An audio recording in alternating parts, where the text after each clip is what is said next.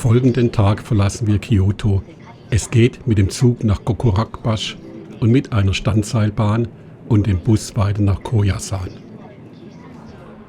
Die auf einer Höhe von 860 Meter auf einem Hochplateau liegende Stadt erreichen wir um die Mittagszeit.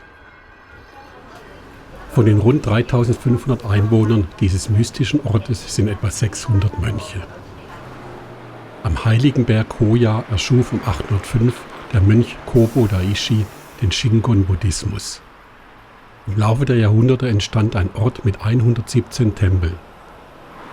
Zugleich ist Koyasan Start- und Zielpunkt der Shikoku-Tempel-Pilgerreise, die zu 88 über Japan verteilte Tempel führt. Auf dem Berg liegt der Friedhof Okuno-in, der größte und bedeutendste ganz Japans. Hier sind hochrangige Persönlichkeiten der japanischen Geschichte bestattet. Kaiser, Shogune, Landesfürsten, aber auch verdiente Persönlichkeiten, Kriegstote und normale Bürger. Alle wollen in der Nähe zum Mausoleum des 835 verstorbenen Kobo Daishi bestattet werden. Sie wollen dem Mönch nahe sein, durch ihn den Weg zur Erlösung finden. Laut einer Legende soll er noch immer in einem Zustand ewiger Meditation im Mausoleum verharren.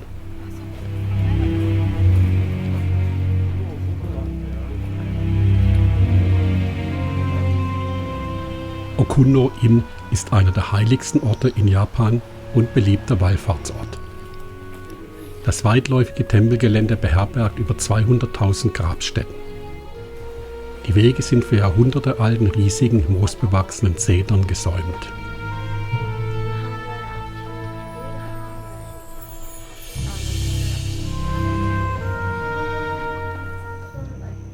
Die Nähe zu Kobo Daishi soll nicht nur den Menschen helfen, sondern auch Unternehmen.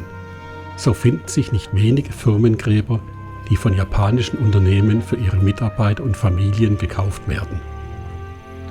Das erste errichtete 1938 Konosuke Matsushita, der Gründer von Panasonic.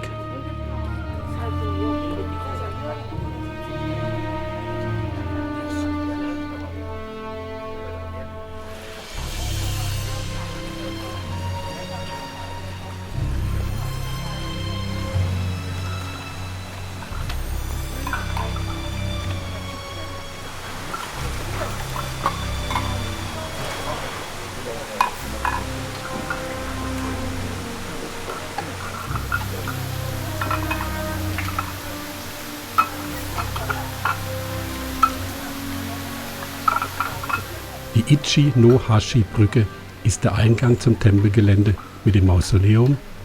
Besucher erweisen Kobo Daishi mit einer Verbeugung ihren Respekt. Die Halle der Laternen liegt vor dem Mausoleum. Der Zutritt zum Mausoleum ist generell und immer untersagt, um Kobo Daishi nicht zu stören.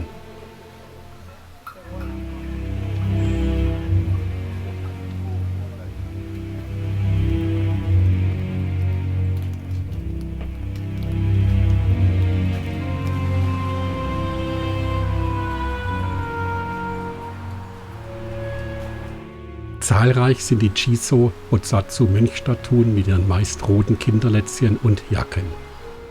Jiso ist der Schutzgott der Kinder, insbesondere derer, die vor ihren Eltern sterben. Dazu gehören auch die Mitsuko, die Wasserkinder. Darunter versteht man Totgeborene, Fehlgeburten und abgetriebene Föten. Der Totenkult soll Müttern und Vätern über ihren Schmerz, über den Verlust hinweg helfen. Denn Jiso führt die Verstorbenen sicher über den Fluss Sanzu ins Paradies. Ohne ihn würden sie auf ewig in einer Art Zwischenwelt verbleiben.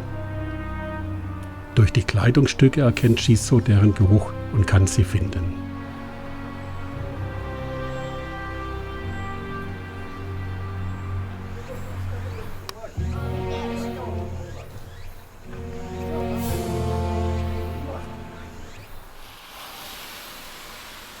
Der Konkobuchi, das Herz von Koyasan.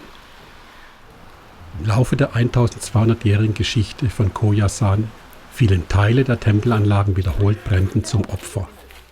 Dadurch veränderte sich das Gesicht des Berges immer wieder.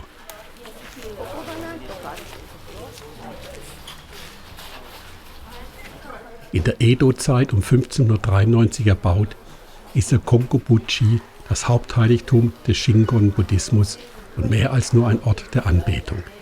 Er dient als Hauptverwaltung der von Kobo Daishi gegründeten Shingon-Schule. Der Banshu-tei, der Garten der zusammengerollten Drachen, dürfte mit einer Fläche von 2340 Quadratmetern der größte Steingarten Japans sein. 140 große Steine, die aus einem Bett aus geharkten weißen Kieselsteinen ragen, stellen einen männlichen und einen weiblichen Drachen dar, die sich aus einem Wolkenmeer erheben, um die innere Halle des Anwesens zu schützen.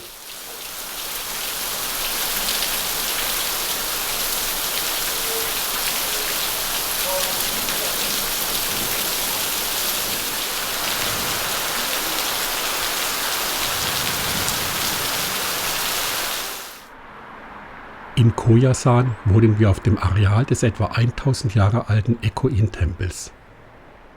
Die Tempelunterkünfte in einem Nebengebäude sind auf dem Niveau eines 5-Sterne-Hotels im japanischen Stil eingerichtet, mit einem eigenen kleinen Garten und einem privaten japanischen Onsen, dem heißen Thermalbad. Im eigentlichen Tempelgebäude gibt es natürlich keine Zimmer.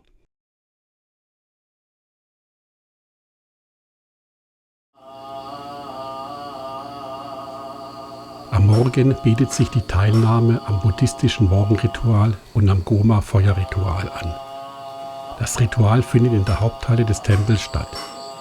Dabei sind mehrere Gottheiten um das Hauptbild von Amida Nyorai versammelt, während den Geistern jeden Morgen Opfergaben dargebracht werden.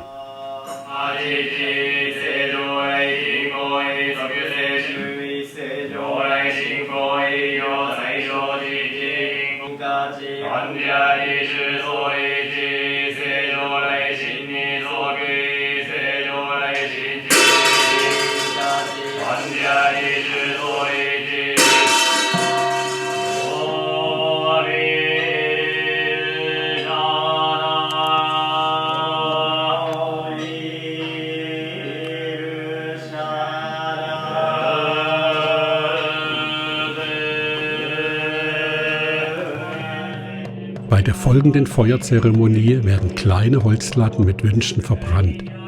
Dabei rezitieren die Mönche Verse des Sutra, antike Schriften, eine Art Handbuch von Aphorismen, Regeln und Anweisungen, mit denen die Lehren des Rituals, der Philosophie, der Grammatik oder andere Wissensgebiete verwoben werden können. Mit dem Rauch steigen die Wünsche auf und sollen sich erfüllen.